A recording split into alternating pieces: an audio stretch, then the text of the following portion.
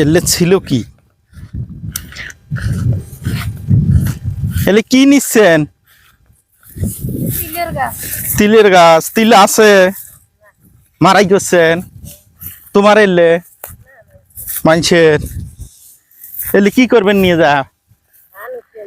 ধান উসেবেন এখন তো ধান কাটে।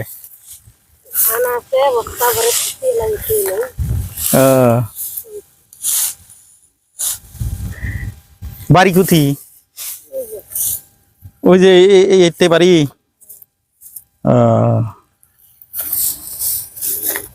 এলে মানুষের নিলে কিছু কয় না?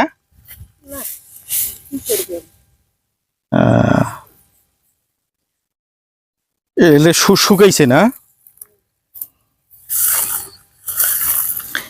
এতি বাড়ি ঘর আছে? এতি বাড়ি ঘর আছে না? আচ্ছা আচ্ছা, এইসব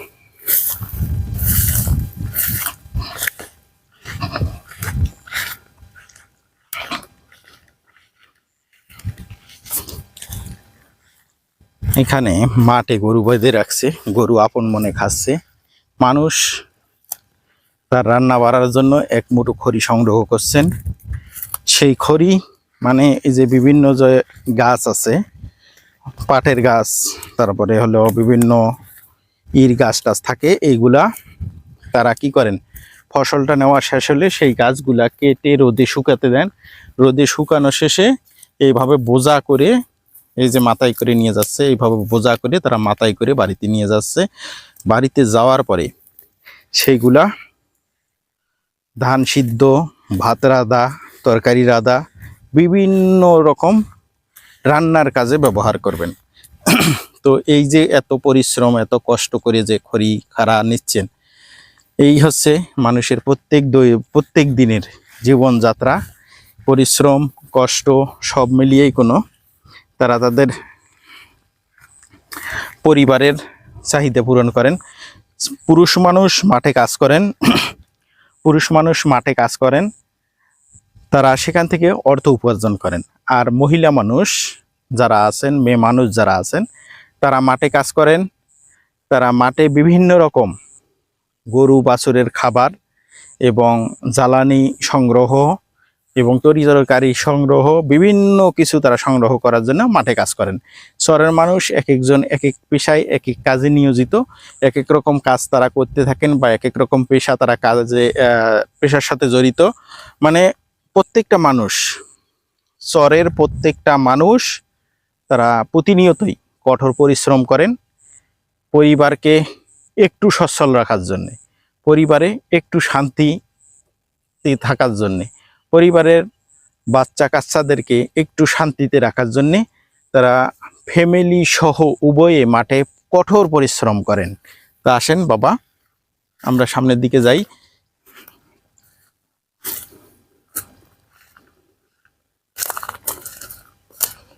এখানে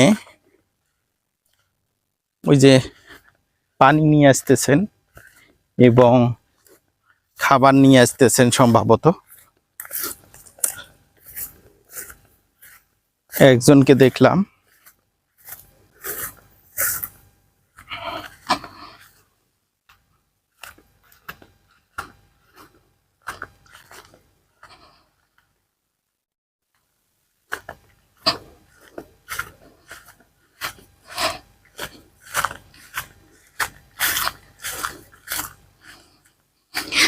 এই যে পানি আসছে, এই পানিগুনা আমাদেরকে পার হয়ে যেতে হবে সেই অথই নদী। আচ্ছা,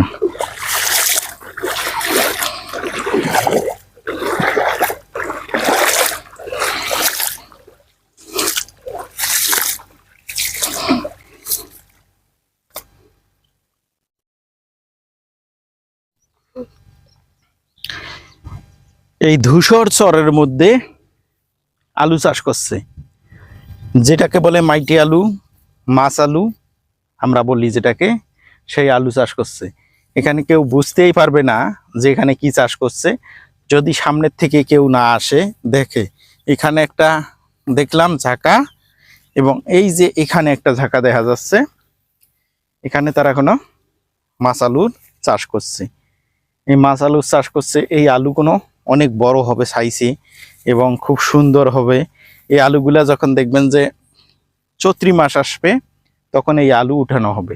এই আলু চৈত্র মাসে উঠানোর শেষে এই আলু কি করবে, তার পরিবারের চাহিদা পূরণ করবে এবং বাজারেও বিক্রি করতে পারবে। বিষয়টা কোনো ভাই অনেক ভালো লাগলো এবং দারুণ একটা উদ্যোগ, সুন্দর একটা আইডিয়া। ভালো থাকবেন, সুস্থ থাকবেন। ভিডিওটা অবশ্যই ভালো লাগলে লাইক কমেন্ট শেয়ার করে দেবেন।